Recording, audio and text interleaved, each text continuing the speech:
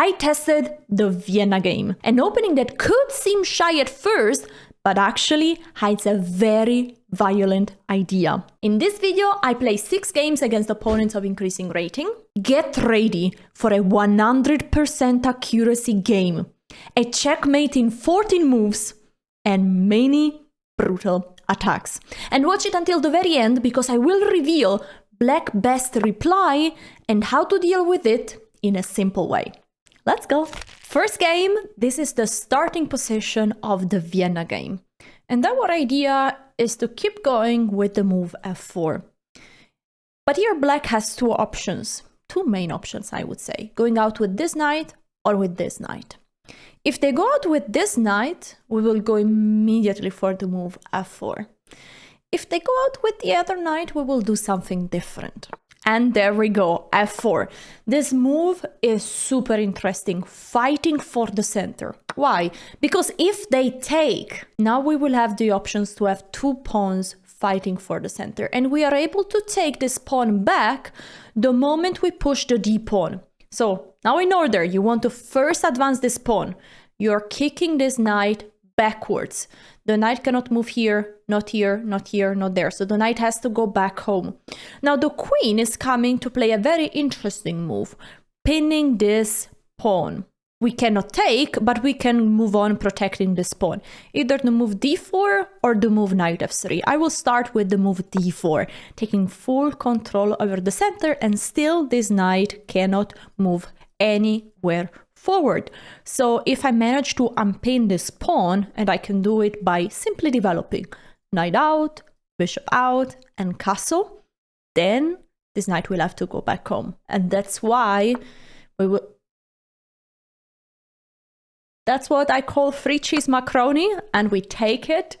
The knight had to go back home. Attention to the discovery. Every time a pawn is pushed, make sure to check what is discovered behind. This is another free cheese macaroni, and many more to come. I didn't expect this to be that quick because this pawn is hanging, the rook will be hanging, and we take here. And now we have two options. Either we go for a quick checkmate, or we try to just trade off pieces and go for an endgame. I will try a mix of both. Now the rook is protected by the queen, so I will just go out with the knight, defending this pawn that was challenged 2 times and is now protected also 2 times.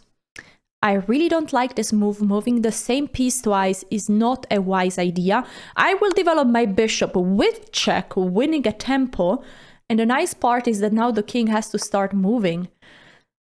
Oh my gosh, this might be brutal. I will just castle, not touching anything. This check I don't want to do because the knight can trade, but the king is stuck in the middle for a long time. And with the king here, the bishop and the queen cannot move out. Okay, so we need to retreat the queen to a better square. Or maybe we don't retreat. I will take here with check. And you see that if the queen is taking, the rook is hanging.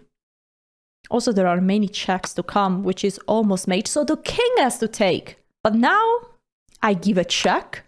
The king cannot go anywhere here. The king has to go back there.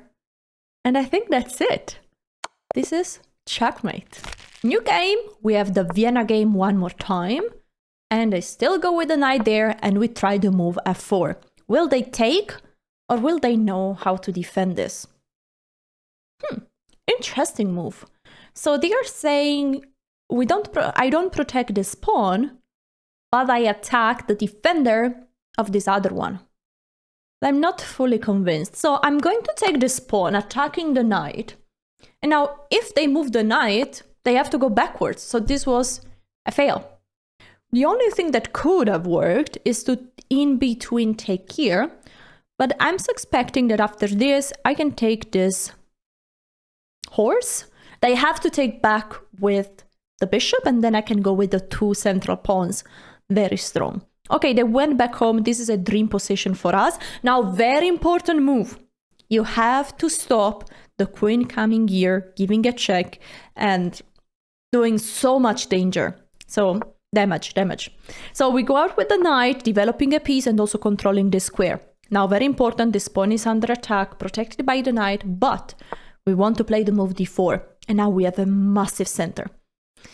I think that's why Gotham likes a lot this opening, because basically with the pawn on f4, you're kinda getting rid of the central pawn for black. This seemed to me a free cheese macaroni, but the queen can take back because this knight is pinned.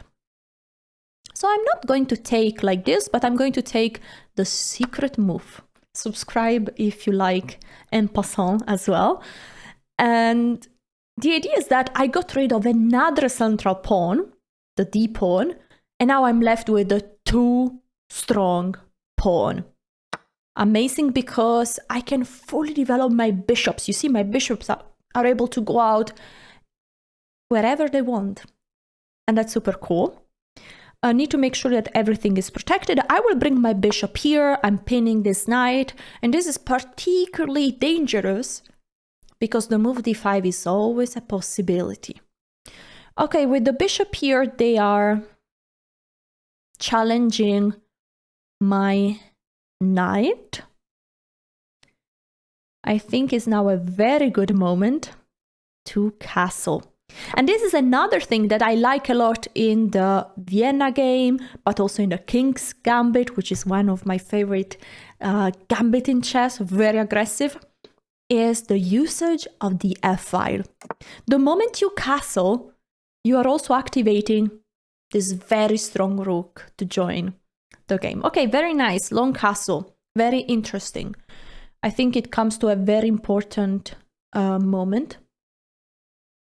Because now this knight is unpinned, so there are a few threats, a few ideas.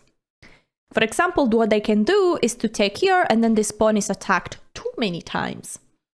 So I want to be precise, and I will get rid of this knight with my bishop. Now the queen has to take. You don't want to take with the pawn because your king will be screaming forever. This pawn is protected twice. This pawn is protected just once. So I think it's time to play this move. This move is basically protecting both pawns because this one is no longer attacked and this one is now protected by a pawn. Usually you don't want to push, you want to keep two pawns next to each other. So you don't want to push them like this because you're weakening a few squares around. But in this case, there is no knight that can jump here. That's why I first traded and then play this move. Because if I play this immediately, then the knight jumps there. Okay, so after this, they went with the queen over there. I like this. They're still attacking here and also kind of looking at my king. I'll play queen here. It's time to unpin this knight. Now the knight is free to go wherever. And I have many ways to defend. And actually this move is a mistake. And that's why I chose this square for the queen. Very sneaky. Now they are threatening mate, the kiss of death. I can't take because this pawn is pinned. If I push, I would lose this rook. But here I have the move knight h4. The knight is protecting and attacking the queen. And attention, the queen is also attacking the bishop. So now they are losing material. They have to move the queen, and I will be able, no matter where the queen moves, to take this bishop. You might say like, hey, isn't the same thing if you take it with the pawn? Why is the queen important? Because the queen might move here, counterattacking my knight. But the moment I take with the queen, I'm also protecting the knight. And in this example, the pawn wouldn't be able to take because it's still pinned, but the queen can. And now the queen is also protecting the knight, forcing the trade of queens. So we get to an endgame with an extra piece. And we'll try to convert this game in the quickest way possible. We take back. The knight goes out, defending the pawn that was under attack. And we still need to bring all the pieces. In every position, you always want to play with as many pieces as possible. Have them as active as possible. And this bishop here is a bad boy, a bad guy. because it's pinning the knight. If this knight is moving, the rook behind is hanging. So now it's really hard to come up with a good move for black because the knight cannot move. And the moment I take this, all the pawns are starting to fall like pins. I can take here, they can take there and then take this pawn. That's an option. That's why I will actually bring my rook to the game, defending this pawn. Usually I wouldn't choose this square fourth rook because I'm pinning my knight, but they cannot do anything to exploit the pin. They have no way to attack this knight a second time. Not with the rooks, and there are no other pieces left. A pawn cannot really get here. So this is what I was thinking. Do I want to trade this pawn for this pawn? And the answer is no. This pawn is way weaker. It's almost impossible for black to actually defend it. This is the only move that I see. Instead, this pawn is very strong, supporting this other one. If they take here, they will be also attacking my knight. So I'm also activating the rook. This is an interesting point, an interesting example to say that in chess, there are not really equal trades. Usually one player is always gaining something from a trade. And I particularly like this type of trade because now I'm able to take here and then this pawn is now isolated, not protected by any other pawns, so there are lots of weaknesses. It's very important to look for tactics all the time, and the bishop here would be attacking my rook and my knight, but I would have so many ways to just move the rook back defending my knight, but also some in-between moves, may be interesting. Okay, I like this move a lot, trying to activate the rook, attacking everything over there. But this is also unpinning my knight. So I really want to take here, but then the king is moving there and then I have to move my rook. So is this good? I think it is. I think it's very good because I'm also stopping some checks ideas where there is one thing I should be shortly careful, and this is my king. Like imagine a rook coming to attack the other rook coming here to attack my king. I'm hiding there, but then I don't want to have problems. So I have to always look at this bishop. And I like a lot this idea because now the bishop cannot go there. And also like the moment this bishop moves away, I'm able to probably move the knight and defend with the rook the pawn. So the rook that went to take with tempo this pawn, now it's attacking with tempo the bishop, and then the knight will be able to move away and the pawn behind is protected. So a very resourceful idea. Attention now, always look for your opponent idea. And here is interesting because this bishop and this rook are both pointing at that pawn. So if I just move the knight away, I might be in trouble. This could even be checkmate. Imagine rook check, king moves here, and then the rook takes. Checkmate. Of course, I still could go there with the rook, but I don't want to risk anything. So I want to find the best defense, and I think here we have a very strong move that is rook e2. The rook is protected by the knight, and basically the rook is protecting everything. Protecting this pawn, protecting this other pawn, and it's very nice to see that this check is not even working because the knight is taking care of this. It's important to shortly evaluate this in-between move, but the truth is that my king can just move anywhere, like on h1 or on f1, and black doesn't have any follow-up. They give a check, and I will move my king there. It's just to really keep everything completely protected, because now after the trade of rooks, also this pawn is protected.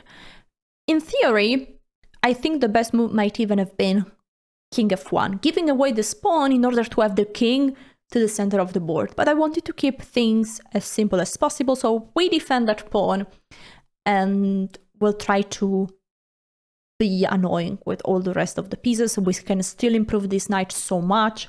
We can still start to push pawns. We have so many things that we can do in this position, so the king right now is also fine to have it on h1. I think we can win this game even without the usage of the king.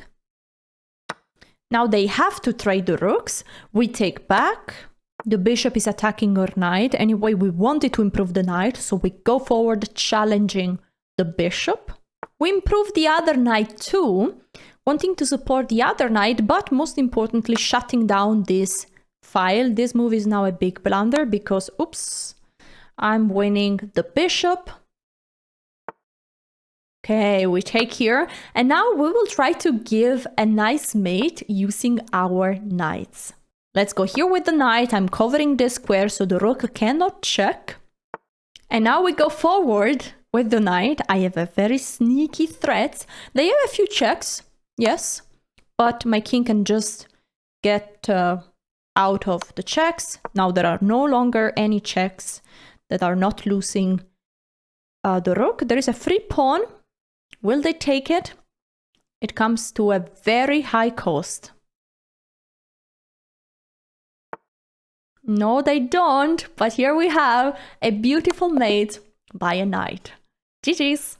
Very quick analysis just to tell you what is the most precise way to play here with white. So taking this one is absolutely good. And here going back with the knight is a bad move because it leaves white in a great position as we had in the game. So the most precise move is probably to take here. And now I was thinking about taking this knight, but this leaves white in a more or less equal position because the bishop will just take back. Instead, the most precise move is to take with the d pawn. We are opening up this bishop. And now I wasn't considering too much this move because this knight is taking this pawn. And now material is equal. But here, and also here, there is a big threat, the queen coming to h4. And it's very dangerous. This is always a problem when you push the f-pawn. But now white has the move queen g4, attacking this knight and attacking this pawn. And this knight has only this square to go. And then once we take here, the rook is also under attack. And if the rook comes here, we can also bring our bishop. Actually, we could bring the bishop here, where we win the rook. But here we even have bishop g5. And the queen has no squares to go. Okay, next game. New game, higher rating, and we go with the Vienna game. Where will they move the knight? This one or this one? Okay, still, we can try the main line of the Vienna game. Another question is, will they take this pawn, which is a mistake? Or will they know how to handle this? Okay, this move is good enough, but still not the best way to respond to the Vienna game.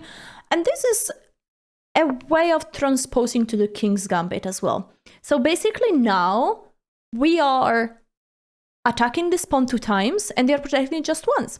They can protect it a second time by playing this move or play the move bishop there, counterattacking this, well, not counterattacking, but pinning the knight. I will do something very aggressive, the move d4.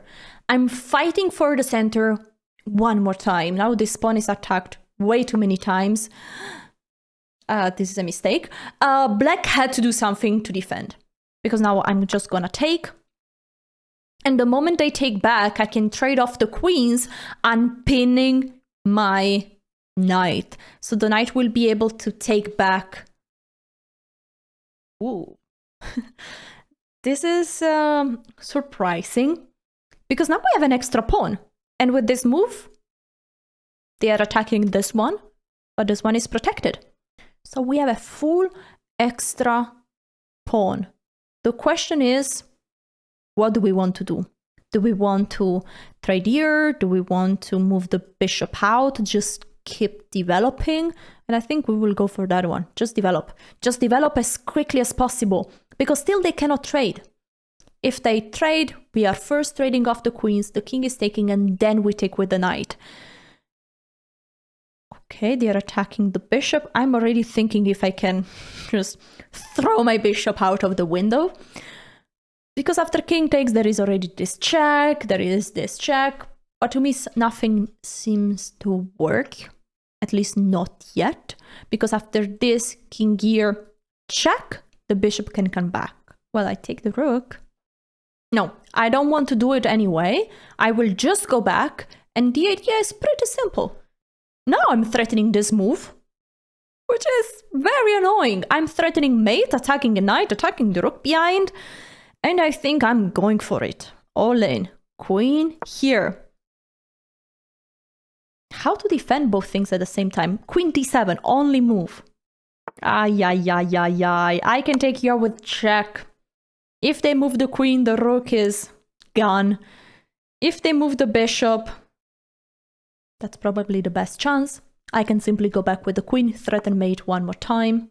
And there we go. We go back, threatening mate. If the bishop moves, now we go back with the queen to a safe square. And we have, after 10 moves, an extra knight and an extra pawn.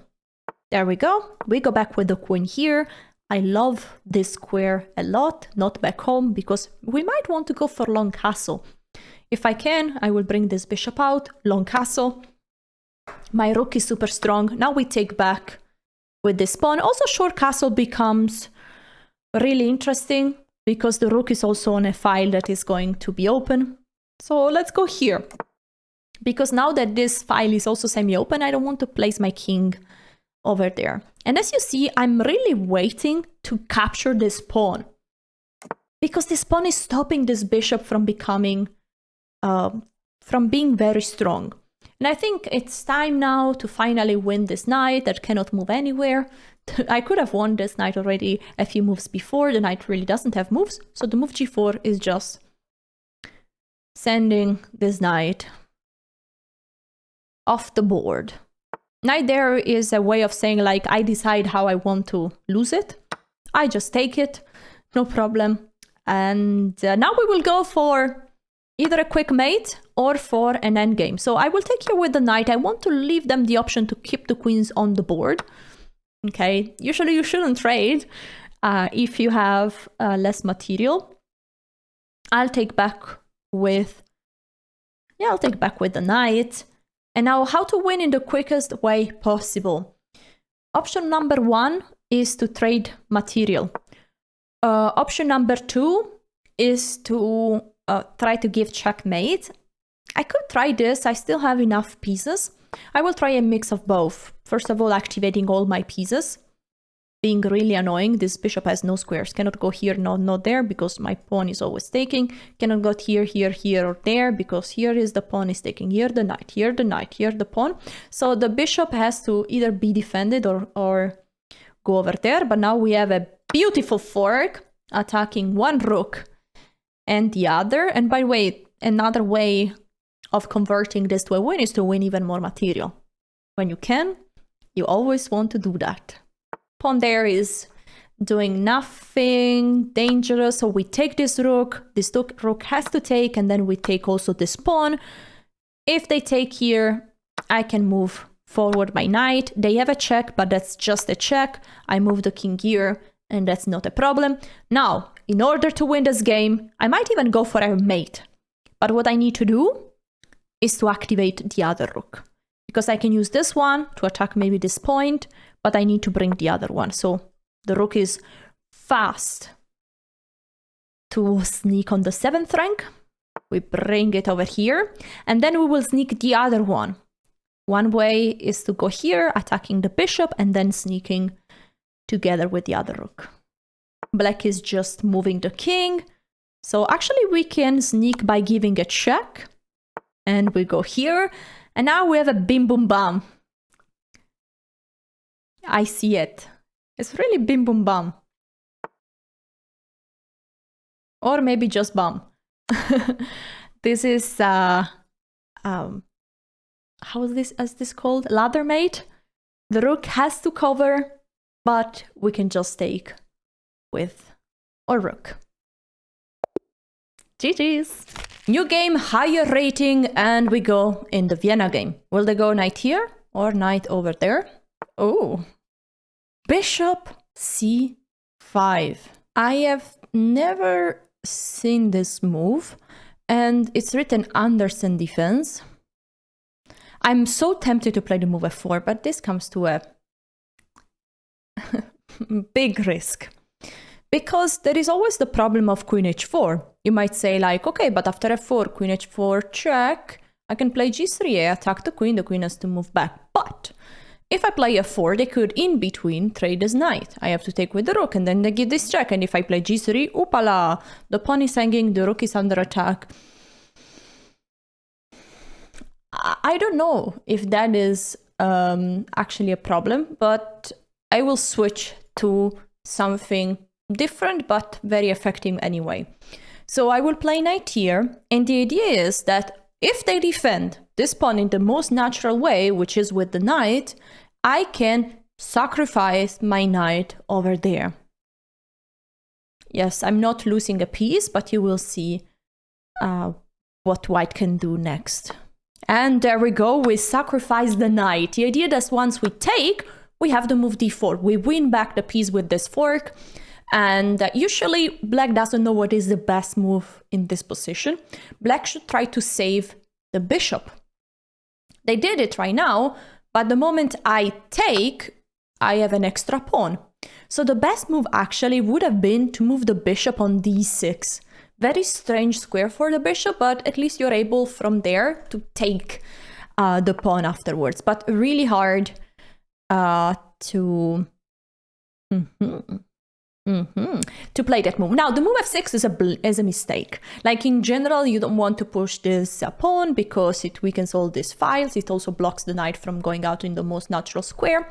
And it might seem like this pawn is hanging, but the truth is that that pawn is not at all takeable. So I will just develop my bishop, and the idea is that go ahead, take me. Oh my god, 1300 falling for this? This is almost the Damiano defense. Now I'm giving a check, attacking this pawn. If you cover like this, I take here and I win a rook. Well, if you move the king, you are checkmated in a few moves, I guess.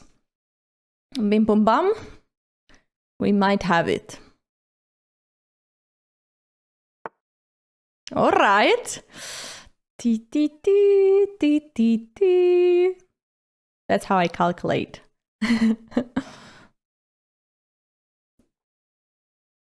So check, king here. I have a check. The king has these two squares. If the king goes here, is mate with the queen. If the king goes there... okay, we have it. Check. The king goes here. We go with the knight. And if the king goes there, is checkmate. If the king goes there... I said we have it, but... So the king is running here, then we have a check. So let's give it this check first. The king is running there, then we give this check. Checkmate by a pawn. GG's. This was a 100% accuracy game. Ah, nice. New game, higher rating. Is time for my opponent to know how to face the Vienna game. Okay, so they go with the other knight here, and this gives us the option to just switch to what we have seen last game. To play this move, knight here, and if they go with the bishop there, we could have sacrificed the knight. Now, this move a6 is something that, frankly, is very strange. I know what they are doing. They are trying to stop the bishop from coming there, but this comes to just a too high price. They lost tempo. And here, always remember, you gotta go powerful, strong. Don't play shy moves. Don't go with d3 or bishop here or g3. No, d4 immediately. Open up the center. Go with all your pieces. Now we take back. Queen here, of course, not a good move, because first of all, they are attacking absolutely nothing. And second of all, the queen is now blocking the bishop from going out. So I said like powerful, strong, forward moves. Now, what about this? The only problem is that they could play b5, winning a tempo. I move the bishop, but then they play b4. I have to move my knight, and then they can take this pawn with check, which is not even a big problem maybe, but I will go with the move bishop e2. It's a bit more simple, and I'm not giving them any chance to make usage of this move. All right, so guys, don't do this with your queen if you don't want to end up in big trouble. So the queen here is attacking now this knight. Congratulations, I'd say. But it's definitely not in a good square. What I could do is to simply defend this knight, for example, by playing the move bishop e3. Or I could also just take this knight or move this knight away. Now, if I play this move, then this pawn is falling, and then this knight is under attack. Sometimes this pawn is called poison pawn, so it cannot be taken. The question is, what about this position? Trying to calculate a few ideas. Unsure, because after this queen takes, I might go for knight d5, and I'm threatening to take this pawn. Bishop d6 is one of the only defense. And then do I have a way to trap this queen? Okay, we'll do that. We'll do that. I want to play for the initiative. I want to try to prove that going with the queen there is really not a good idea. And basically here, if I argue that this pawn is poison and cannot be taken, this is the strongest move in the position, because I'm leaving all the problems open. I'm not trading this knight, I'm letting the knight where it is. And now already they played this bishop move in order to protect this pawn, but this is just bad. I can play just the move castle. Yes, bringing the king to safety. Here I'm really maximizing my advantage, and I think now it's already bad. So what happened here? They are again taking the pawn. I have different ways that I could exploit this queen. For example, what about this one? Where is the queen moving? The queen has this and that, no, this and that square. If the queen moves there, this, and then the queen goes there. To be honest, this doesn't look any good. But we'll do something similar to before, which is to go forward with the knight. We are looking at this pawn, and even if it's already protected, my other knight is coming here. And that's gonna be very, very, very, very damaging. Okay, they want to trade off. I understand. The more they trade, the more they have chances to spare the queen. I'll play rook here, attacking the queen. I know that I'm sacrificing another pawn. They don't even take it. But that's very risky. Now I will activate my rook, winning another tempo on the queen. They really don't want to take it. Let's go with the knight here. What we are doing is adding an attacker over there. So I think they have to take this knight. Now I take back, and now the point is that I can use this pawn to attack the king, and I will play this move immediately. And the nice part is that already is a point of contact. If I trade this pawn, the king is mostly naked. This rook is coming very quickly to the attack. Probably the move I'm expecting is for them to push this pawn. But this also leaves them with lots of weaknesses on the dark squares. Let's play bishop here, attacking the rook. And let's also play... Let's play rook here directly. The nice part is that if they move this bishop, this is still a very nasty fork. So the bishop has to stay more or less there or on this diagonal. And if the bishop has to stay on this diagonal, they cannot push this pawn and then they cannot get rid of my rook. Now, I already can see a checkmate constellation, possible constellation. Rook here, they are trying to sacrifice the rook. Oh, my time is actually running down. I thought way too much to make sure that everything was perfect.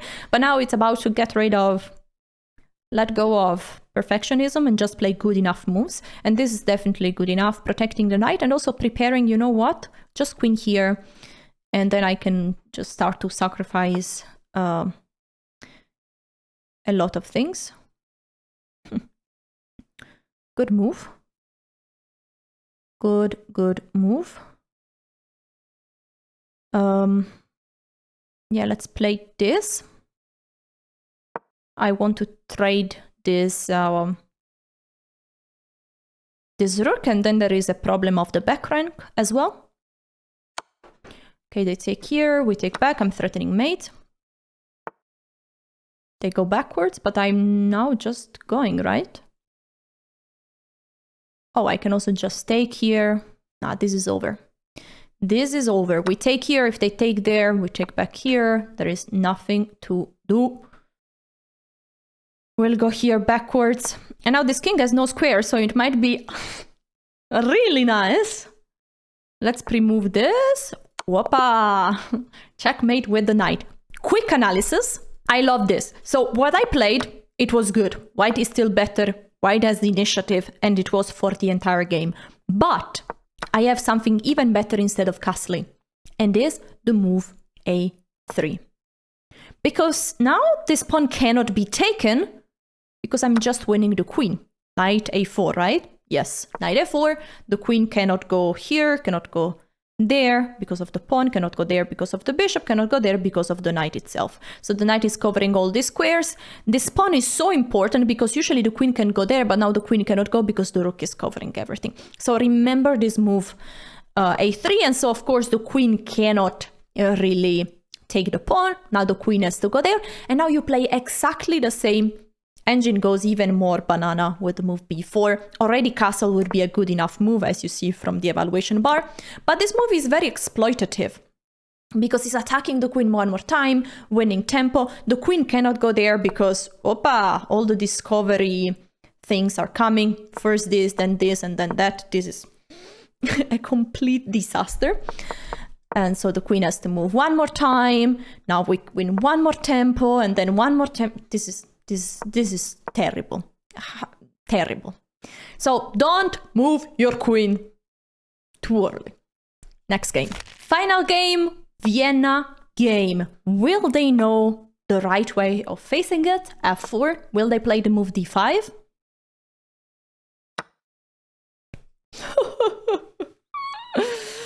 No. So they are almost 1700 elo and they don't play yet the move d5. Okay, so we follow up our plan. We play the move e5. We want to make sure that we take full control over the center, plus take back this pawn. We have such an amazing position. Now we had this already, and I know that actually the most precise move here is to play the move queen e2. These moves are also fine, but this is the most precise because what I'm doing, I'm unpinning the pawn, so the knight on f6 is now hanging. And I can just take it. Is this a dream? Or what? So we are after 7 moves against a 1700 elo player, and we have an extra piece. Mamma mia. I can't say more than that. Okay, so now we will try to convert it in the quickest way possible. Like the video, and I can't promise, but hopefully this will happen to you too. Okay, develop quick. 3 cheese macaroni, quick. Then we will castle long. There we go. There is a pawn under attack, so we defend it. The knight is moving, trying to go forward. We will just bring the final piece to the game, rook to the only open file. We're happy with any trade. So let's go for it. They take back and we play the move c4, asking them, why not one more? Let's insist. Okay, they don't want to. I really understand it. Let's move this knight away so I'm able to then move the bishop away as well.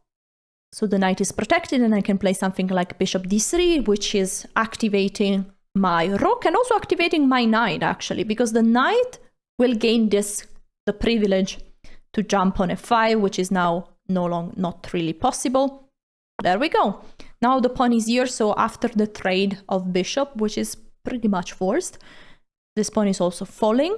Ooh, the rook is protecting, but now I can just take this free cheese macaroni because the bishop cannot take. I take first the rook.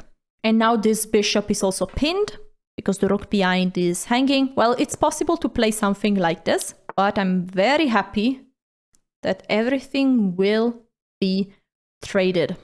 Let's take here. They have to take back. I will bring the rook here, attacking the bishop, which has to move one more time. And then I will give this fork, which is forcing them to trade also this bishop. I will take back with the rook. I'm attacking this pawn. They have to move the rook to protect pawn number 1 and pawn number 2. This is absolutely important. And then I will move my bishop to attack the rook. Oh, they don't move. They don't protect. So I'm just taking a free cheese macaroni, and then I will take another free cheese macaroni. No, now they protect this one. I will insist to the attack of the pawn. They insist on the defense. It's time to bring the king a bit closer. Already I could play bishop e2, offering the trade of that, that annoying bishop. They are stopping our idea very well. Now, if I bring this forward and I let the rook sneak in, don't let this happen. So I will play the move h3. What I'm doing is offering a trade. So you take here, I take there, but I got something very nice, a pass pawn. So now my goal will be to push it as much as possible, as far away as possible. We attack this. The bishop will move, and then we will start advancing. Before advancing, I will play rook here, so I give the pawn way more squares. And I was thinking, maybe we could try to even go for a checkmate. So let's play this first of all. I'm controlling this square so that the rook cannot advance. The rook can also go there, cannot go there. And now I think we go for a mate. Oh no, sorry, we give a check first.